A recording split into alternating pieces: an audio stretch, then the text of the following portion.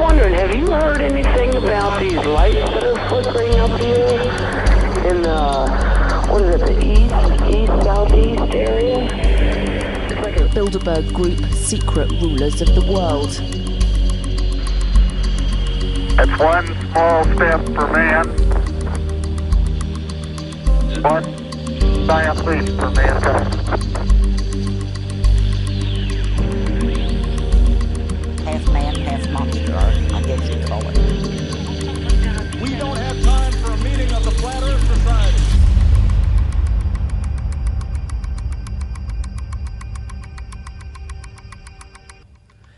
Good evening, everyone. This is Tom with Unexplained Radio. And this is Reason. Tonight, our guest is Marcus Lowth. He's a writer for UFOinsight.com and runs MeTimeForTheMind.com. Both very interesting websites. He has Thank you. Yeah, tonight, we're going to talk about some alien abductions and maybe get into a little ancient astronaut theory, perhaps. How are you doing tonight, Marcus? I'm great, thank you. It's good to be here. Good to speak to you. I noticed on scrolling through your websites, you've got a lot of stuff on there we could talk about, but tonight maybe we could talk a little bit about some abduction cases. You have some interesting abduction cases. Yeah. I mean, not least of which why they're happening and who's behind them. We were speaking over the last few days and leading up to this chat about an abduction case from Sheffield, England, about a lady called Sharon.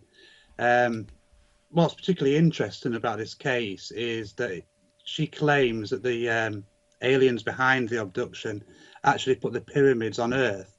It also goes into a lot of the signs of alien abduction, which we can speak about as well. So the case comes from Tony Dodd, a UFO investigator from the UK.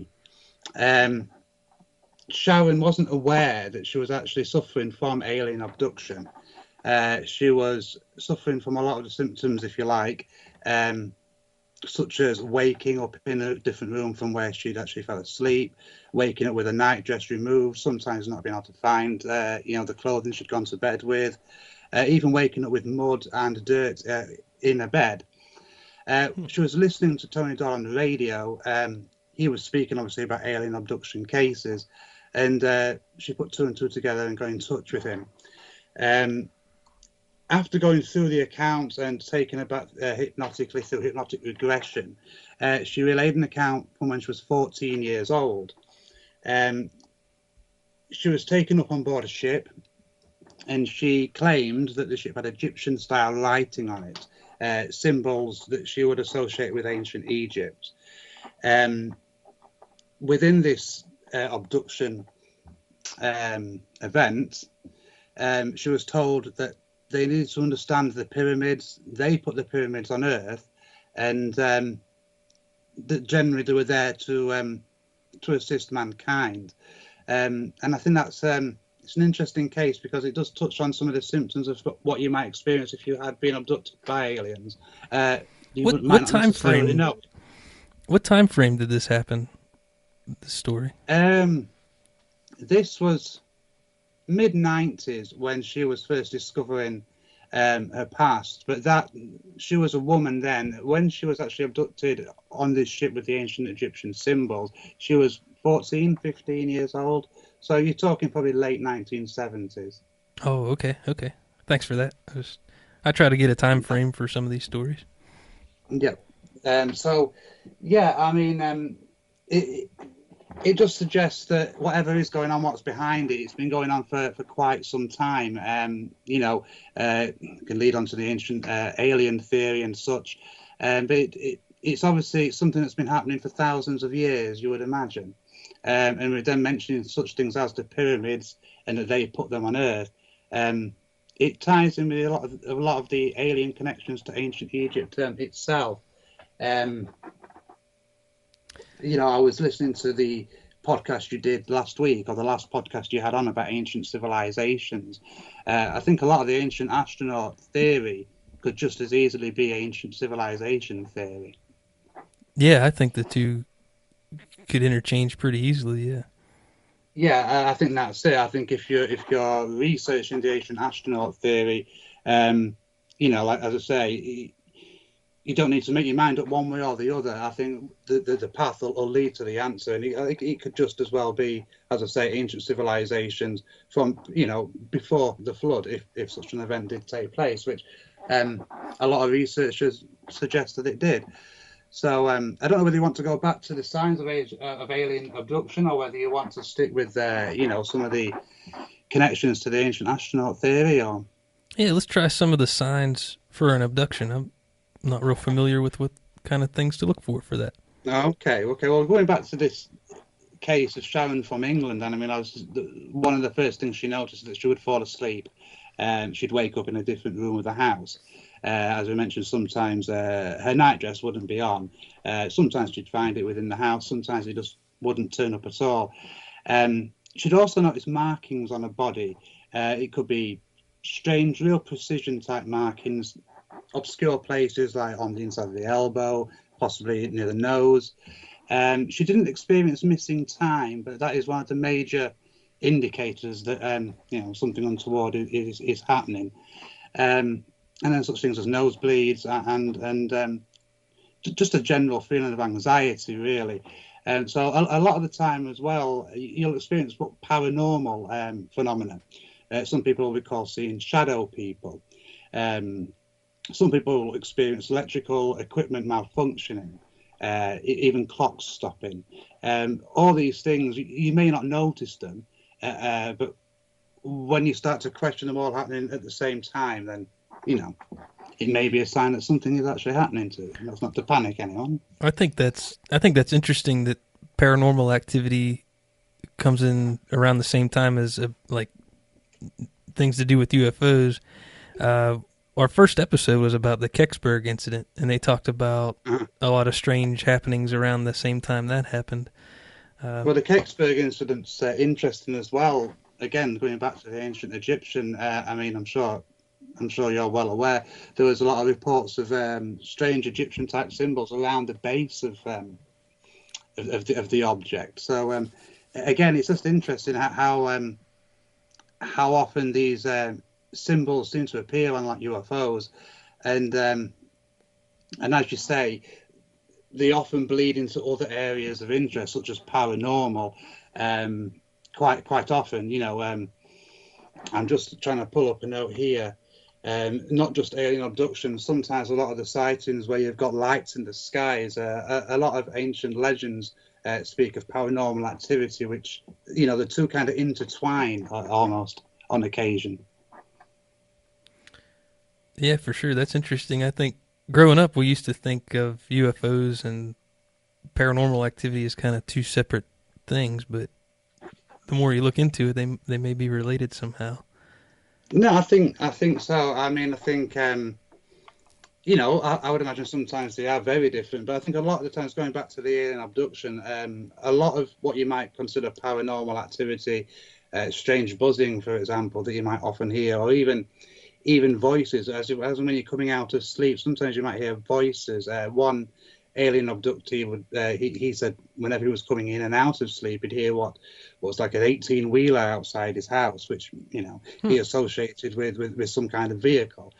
So I think initially it's just in particular to do with alien abduction cases. There's a lot of paranormal activity which may not be, as you say, it may actually be more extraterrestrial. So I'm going to throw a crazy spin ball in here for you. Are you ready?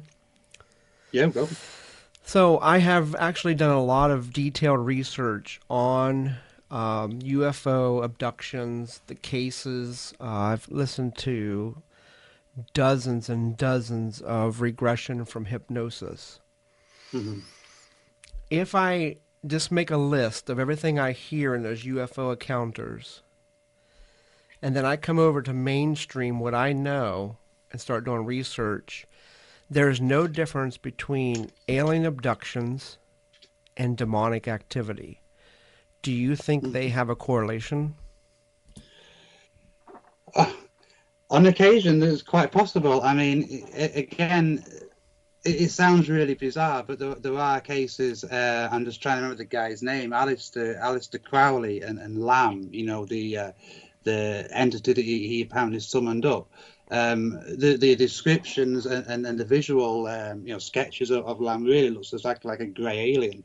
And there are other cases where, for example, I'm trying to think of the case, but where an abductee said he went to a planet which was basically like a fire and lava, which, you know, it sounds like a description of hell. I think a lot of that could be interpretation, much like religious scripts and so on and so forth. It's how they're perceived and how they're interpreted. But yeah, I think whether there's a connection, but I think it's certainly interesting, some of the demonic aspects and connections that people make. Yeah, for sure. Yeah, because I know that ancient aliens talked a lot about their gods, and a lot of demons came to the earth disguising themselves as gods to a lot of the people. So if I read a lot of the Egyptian, a lot of the interpretations to what they saw, a lot of that stuff, if you look at the Bible, it actually describes that stuff to a T of what they saw coming down from the heavens. So I think there's a lot of direct correlation to the two of them. Yeah, I mean, I think there's the Bible is just one example of ancient text, and it's littered with what could be perceived as UFO activity or close contact with aliens, or certainly with extraterrestrials, however you want to word it. Again, that's down to how we interpret it, but I think there's certainly a valid argument to be made, and a lot of the ancient artworks depicting ancient scenes, particularly religious scenes.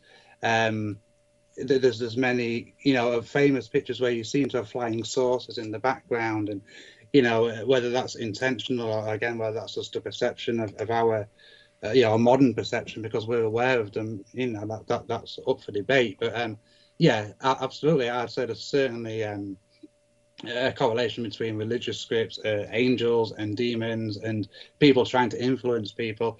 And as you say, the ancient astronaut theory relies heavily on such interpretations. The Garden of Eden, for example, is I've heard interpretations saying that's like a biodome, a biosphere, with to do with genetics and geoengineering, and obviously the serpent tempting is the corruption of that. So it just depends on how you interpret things, and that's all you can do in this. You can only really speculate, because barring some smoking gun or something of that nature, it's hard to see whether any of us are ever going to be proved completely 100% correct or indeed false. You mentioned Aleister Crowley a few moments ago. I've heard him brought up in several discussions about topics like this, but I have not heard about that. Did you say Lamb with hitting some? Yeah, let me try and pull that up. While I'm doing that, basically Aleister Crowley, he was into witchcraft and demonology and all manner of things to do with the occult and supernatural. Just bear with me, I'm just going to get onto this now for you. Yeah, it's interesting. Some people talk about him like he was just a crazy little trust fund guy that just liked to wreak havoc, and some people talk about him like he's some occult genius and stuff. It's interesting. Yeah, I mean, I would imagine, like most things, I would say the truth in that is probably somewhere in between. I guess it all depends. Again, I go back to that word perspective. I suppose it depends on what you're person looking for. From some of the basic research I've done, I think he became a hedonistic person, whether that's bad or good. But the incident that I'm referring to, let's have a look here. This happened, I believe, in around 1918. Let's just have a look. He was basically trying to summon different demons from different realms, and this took place in March 1918 in the Central Park West Hotel in New York. It's not known much what happened, other than he did manage to summon an entity called Lam, L-A-M. He drew a sketch of the entity, and it very much looks like a grey alien, oversized head, the sketch he's done has got small eyes, but everything else, really, you could put it alongside a grey alien, typical sketch of a grey alien, and it would have matched exactly. And the theory is, like you said yourself, the connection between demons, demonic possession. Did he manage to open a portal with some of the undoubtedly esoteric knowledge? He was also, known to, to be able to write. I forgot the word for it. Channel writing through spirits, which he very much believed in. Who knows? It's an interesting world. That's why we're sat here talking about stuff like this, really. But the idea is, I think, again, it's where that it bleeds into both areas. He opened a portal. Whether the person or the entity behind that was an extraterrestrial or whether indeed it was something more supernatural. But that's the account of Aleister Crowley. And interestingly, I believe as well, he did a lot of things on the 33rd line, which is kind of associated with a lot of the secret societies and Scientology and things of that nature. So when you say the 33rd, sure. When you say the 33rd line, you mean like longitude and latitude lines, correct? Yeah. I mean, like New Mexico sits on that, where the Roswell crash was, and again, some people believe that for whatever reason, whether it's tectonic plate activity or something we just don't understand, perhaps there's portals opening up along this line, and that's why there is so much activity there. So yeah, I mean. The connection between demons, possession, perceptions of hell, I would say certainly do very much lie within the alien question. Yeah, because Adolf Hitler had a whole department of people that was dedicated towards, the occult, demons, aliens. He was researching all that stuff to try to find extra powers so he could do things here. Oh, yeah. I mean, again, it sounds really silly to say it, but how the Indiana Jones movies portrayed the Nazis hunting around for ancient relics was exactly right. I mean, they spent considerable amount of time in the Far East searching for all manner of texts, ancient Sanskrit texts, around parts of Europe. And as you say, they were searching for ancient relics, and it appears to have been a genuine, passionate interest that really diverted huge amounts of funds, which, from a, if you like, a reasonable, for want of a better word, frame of mind, well, you would have spent on the war effort. But yeah, it was a very, very real desire, and it kind of makes you wonder what they knew almost. Without trying to get too conspiracy about it, but they put such effort into it that, like I say, they certainly thought that they could achieve something. So yeah, again, it's just another avenue of the UFO alien question, which it takes you into something completely different. I think it's interesting how lots of different things seem to interconnect like that. You don't always see it at first, Yeah, all those unexplained threads you can tug on. Man, after bringing up the Nazis, I can't help but ask about Antarctica. That's kind of a hot topic right now. I don't know if you had any insight on Antarctica. The alleged bases, such as Base 213, and so on and so forth. Is that what you're referring to? I haven't heard of Base 213 actually. That sounds like a okay. Well, I mean, yeah, the Nazis, they did officially. They moved operate on some operations out to Antarctica to do with whaling, to protect what they said were whaling rights. Conspiracy theorists and researchers suggest that they were actually setting up a base there, an Arctic base where they had submarines, huge supplies. It was actually Base 211, it wasn't Base 213. And it was basically meant to be an entrance to the inner Earth, which is another thing that, again, sounds very bizarre for a military might that undoubtedly the Nazis were, rightly or wrongly, for them to spend, if indeed they did, such an effort pursuing, entities from the inner Earth. What they saw was probably like a higher race of being. And again, you know, whether there's any truth to that or not, we don't know. There's certainly a lot of effort goes into protecting the area, so people can't actually go and not that you really could, but so you can't actually go and have a wander around, you know. So and that kind of thing just breeds conspiracy anyway. For Yeah, sure. we just had a number of high-ranking officials from the U.S. government. There was a big meeting in Antarctica that they all flew to just probably a year ago, I think. It was a big hot topic in the papers here. Right.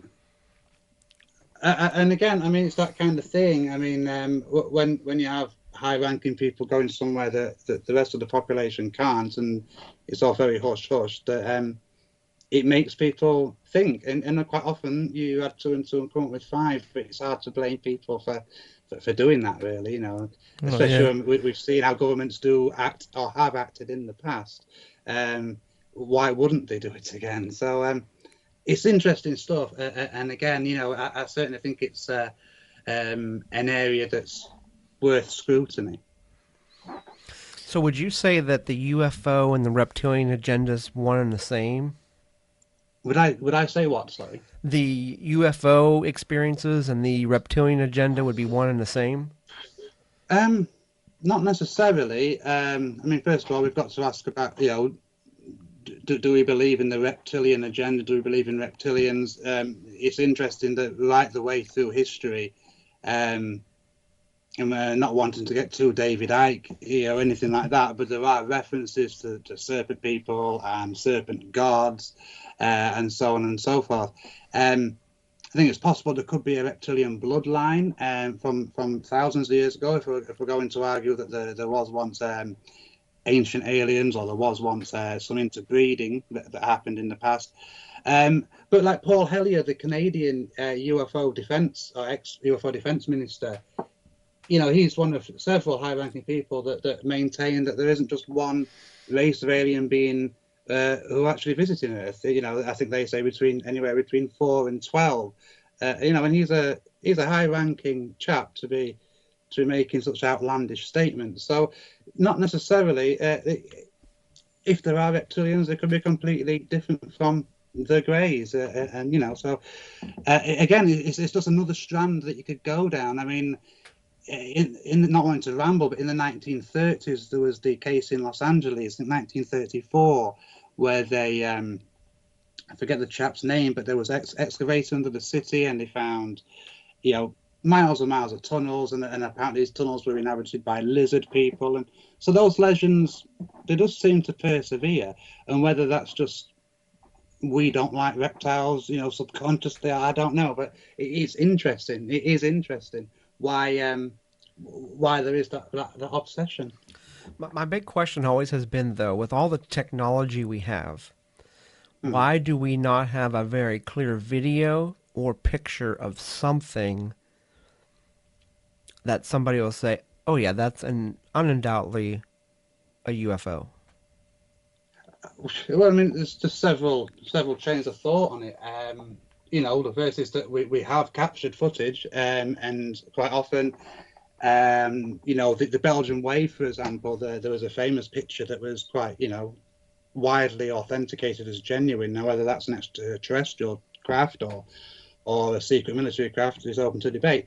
A lot of the times, I think people just won't believe it unless you see it with your own eyes. And even then, it's such a topic where even if you say, I believe there's a possibility that this is true, people kind of look at you a bit funny, you know. And so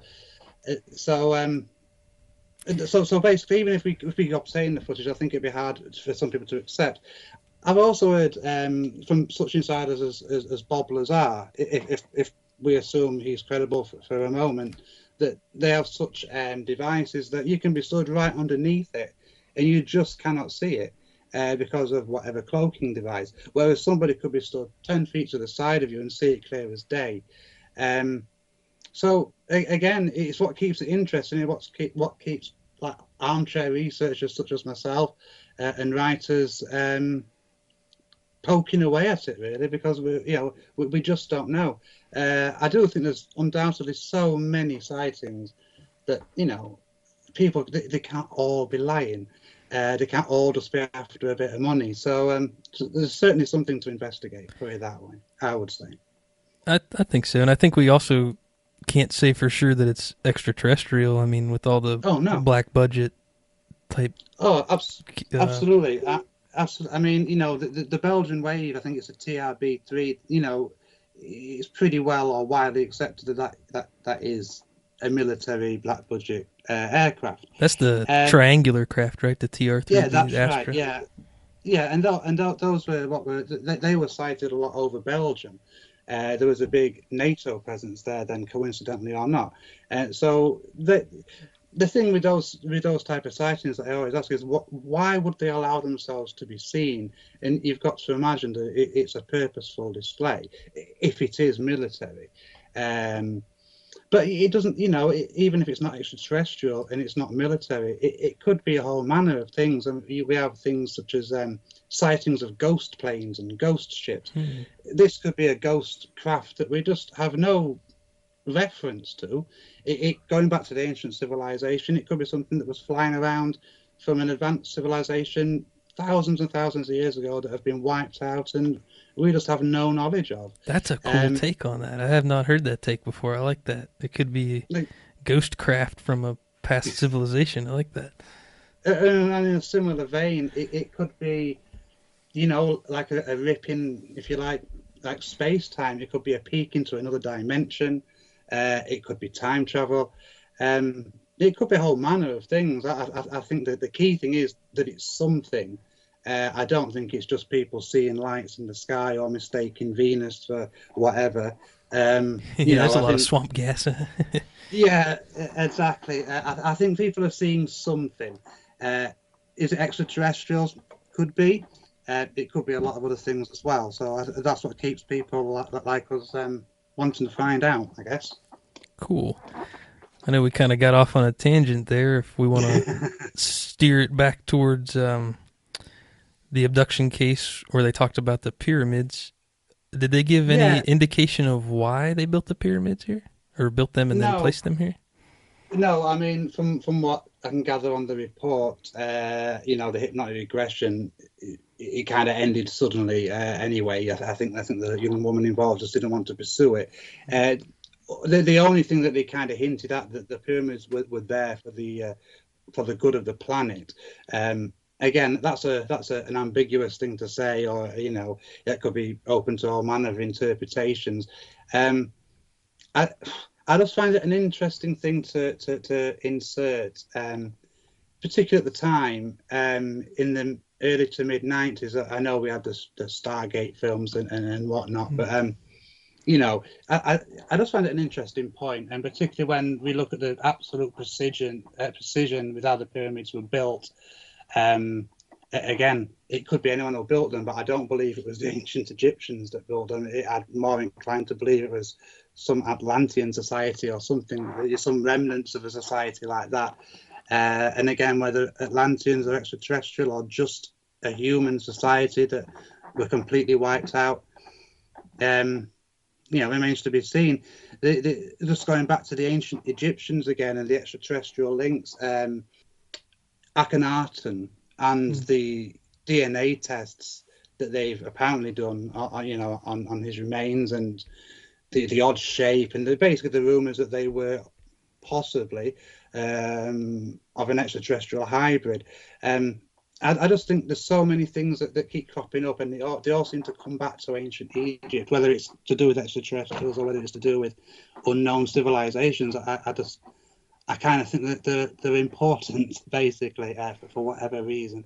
But no, the account doesn't state why. I just found it interesting. Yeah, for sure. That it's mentioned, and I think it's a tiny slither of credibility towards the ancient astronaut theory, or at least a possibility of it. Yeah, it's just interesting that they would abduct a lady and say, "Hey, we put the pyramids there," and then send her back home. Yeah, I mean, the background to some of her abductions were that she wasn't the only one. She spoke about being in like learning centres, big warehouses, if you like, rooms that were like warehouses with other abductees there, which some people do mention. It's far-fetched, but again, people from all over the planet are saying similar things. So it's certainly something. What it might be, who knows? Yeah, and I think another part of the pyramids that make them intriguing is that the way we were taught that the Egyptians supposedly built them just doesn't, like, the more you tear it apart, the more you seem like there's no way. I mean, like I said in our previous episode, it'd be hard for us today to build a structure like that with those stones that size. Yeah, I mean, I know the mainstream will suggest something like 300 BC, where it's really more in line with about 10,000 BC, 12,000 BC, going on some of the erosion, the water erosion that's present on the Sphinx. And as you say, it's just impossible to see really how they built them. We would struggle to achieve it today. And they're just such mammoth structures. They're obviously of importance. Again, what that might be remains to be seen. But one thing I did want to bring up about the ancient Egyptians, though, I was listening to your last podcast, and your guest, was it Christian? Yes, He was Christian. talking about people lying in the 80s, being allowed to lie in the granite chambers. In the King's Chamber, and having almost like astral projection claims. They would leave the bodies and have almost like a divine experience. Mm-hmm. A lot of theories suggest that that is indeed what, or part of what they were there for, was as a portal for the gods. When we were speaking the week, Tom, I mentioned a book called The Jesus Papers to you. Yeah. By Michael Bagent. And part of that book speaks about, if we accept Jesus as a real man, as a man, not divine, he was talking about the wise people that Jesus learned his knowledge from would spend times in these enclosures, completely sealed off, similar to these granite boxes in the King's Chamber, and they would have a divine experience. What's also interesting is, if we accept that the Knights Templar apparently claimed that they knew the truth about Jesus, and they then became the Freemasons, if we accept that, and some of the secret societies again have similar ceremonies today, where they're completely cut off in darkness in a tomb-like structure. And again, when I heard you speaking about this astral projection claim, that could have been very real, based on the ancient texts and some of the wilder theories out there. It kind of makes you wonder just what they were for, whether they were just for some kind of divinity, literally to reach the gods, whoever the gods may be. Yeah, and they even have evidence now that the shape of the pyramid directs energy to the top of it, I believe. I think anything. I think I've read experiments where things grown within pyramid structures. The energy is meant to concentrate. I think that was a lot of also the basic to, is it the orgone energy? I think so. And again, if we accept the ancient Egyptians or whoever built these structures were technologically advanced and certainly knowledgeable, that wouldn't really be surprising that they would build structures that would aid such things. There's also remnants of what you could say the pyramids were an ancient power plant. There's remnants of acids there that you would use to generate electricity. So it could have been used for a whole manner of things, exclusively or for multiple reasons. But it's obvious that they're certainly important, but it's also obvious that they're not tombs. That they're not just there for ego. That they certainly had a use. What that might have been, obviously, we don't know. But yeah, I agree. I think we can make a pretty good claim that they're not tombs. No,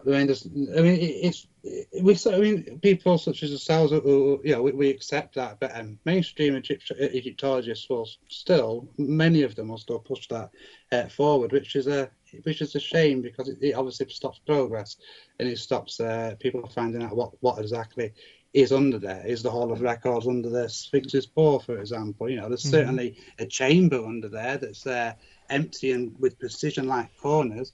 We just need to go under and find out. Hopefully we can one of these days. Yeah.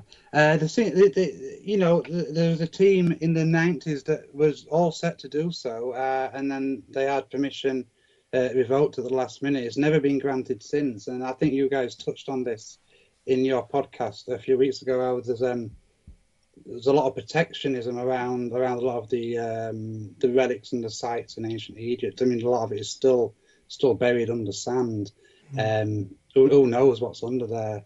And who knows what else we'll find out about our collective past. Yeah, that's why I like these talk about these kind of things. It's fascinating to think that or civilizations in general could go back tens of thousands of years. Yeah, I mean, if anything was to happen to us today, for example, and we're, for whatever reason, wiped off the planet, in 10,000 years, 20,000 years, which over time, it's nothing, over the big picture. There'd be no record of us. And if there were stragglers and people who survived, or whether life just started again, they wouldn't be aware that we'd have even been here. And that's certainly, you could even argue, likely, as has happened several times in the past. We're obviously older than 6,000 years, and we're probably more likely older than several 100,000 years. Whether our civilization is the same as a civilization that was potentially wiped out and we don't know about, we could be completely different people, or sets of people. But I would say it's highly likely that there is just finds of pottery and tools in pieces of coal that are millions and millions of years old, which just shouldn't be there, other than obviously they've been, impacted in there from a previous time. So I think there's ample evidence that there is something went on before, if you like, in prehistory, before we know, whether that's Atlantis or any number of legendary lands. Again, I keep going back to that point. It remains to be seen. That's why we're interested in it. Speaking of coal, actually, I don't know how true it is. Have you heard of Cliff High? No, say that again. No. Cliff. I don't think so. Cliff High. No. I was listening to an interview with him, I think on a podcast called Forum Borealis, I think. But anyway, He was talking about they found stockpiles of coal in Antarctica, like huge stockpiles of cleaned coal. Like they don't know who put it there. I just thought that was interesting. You said coal, and it brought that to mind. I don't know. Again, I don't know how true it is. He has some kind of. No, I mean it's a different part of the world. As you were telling me that, I was actually thinking of the alleged Black Pyramid in Alaska, another region which is treacherous and hard to get to. It is interesting again because there are maps, for example, dating back thousands of years, or certainly close to 1,000 years, of Antarctica before the ice was there. So that obviously came from somewhere, and I think there's ample reason to be following these things up. There's the case of the spheres in the mines in South Africa, for example, which they say are billions of years old, and they don't know why they're down there. They don't know why miners continue to bring them up, and it obviously speaks again of some kind of past civilization, and most likely an advanced one. Interesting. Did you say spheres? Yeah. I don't know the exact mine, but there's a mine in South Africa where miners have been bringing up like steel spheres, and they've got grooves around them. It's almost like the ball bearings. They look like they've got a design which is purposeful, and they've got a use. And miners have been bringing these up from the gold mines and coal mines for decades, really. And nobody knows what they are. They've been brought up though from apparently from a part of the mine which is literally millions of years old. They shouldn't be there, yet they keep bringing them up, and they don't know why. Fascinating.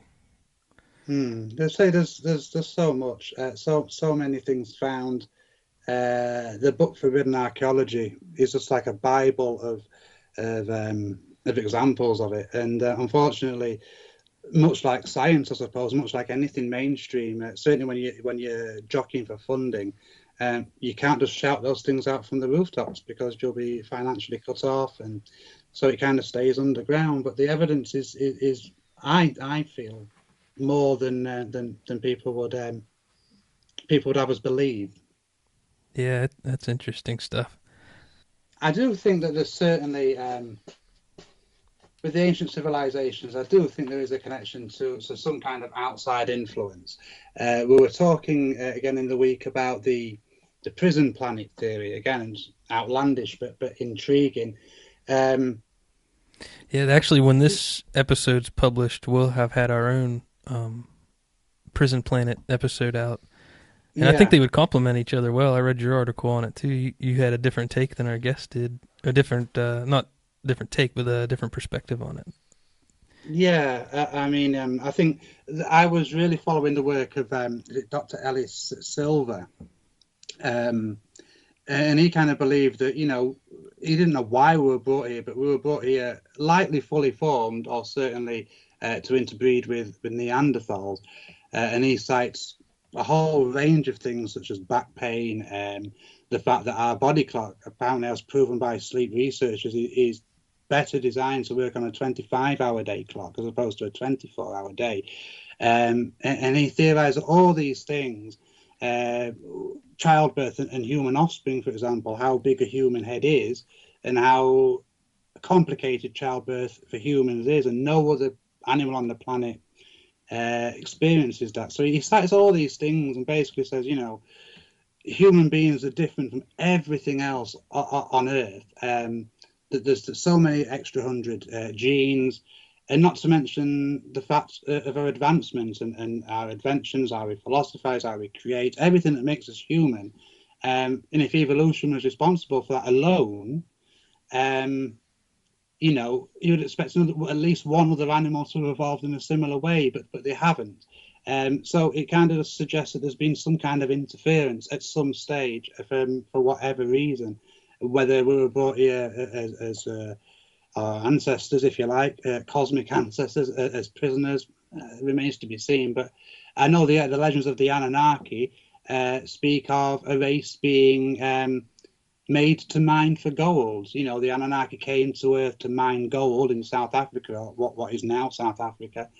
The workers rebelled because of the toil, and they genetically created what were basically humans, and they were created as a slave race. And again, whether those sort of legends leak into what became Bible stories and so on and so forth, but it's certainly interesting whether there is an outside influence in human history.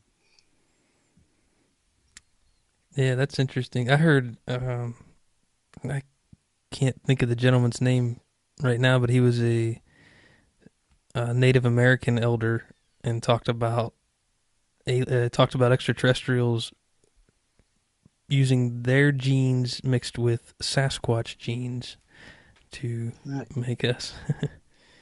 Yeah, I mean, again, what makes me smile there is we talked about the UFO and alien activity and questions and how they bleed into other areas. There's a connection, or there seems to be a connection between hotspots for Bigfoot sightings and UFO hotspots. You know, they're basically, you get one, you get the other. Several reports are on record, for example, of people claiming they've had close contact with a UFO and witnessed what appeared to be a Bigfoot creature. So when I hear legends like that, it makes me smile. It's interesting because it just makes you wonder where they kind of come from and how much truth or part truth or whatever it is contained within those sort of legends, really. Yeah, that was even true with the Mothman sightings. UFOs, then you had the Men in Black that showed up shortly thereafter.